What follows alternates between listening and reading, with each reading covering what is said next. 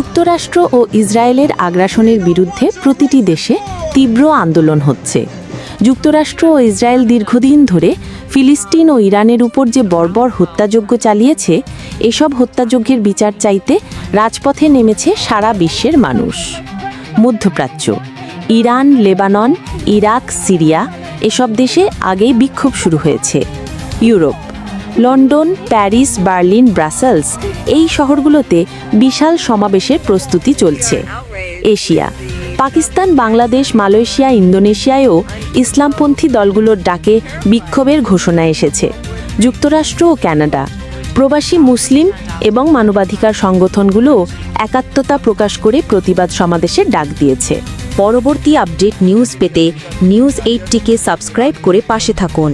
पाकिस्तान समेत खित्ते के तमाम ममालिक के लिए खतरे की घंटी है।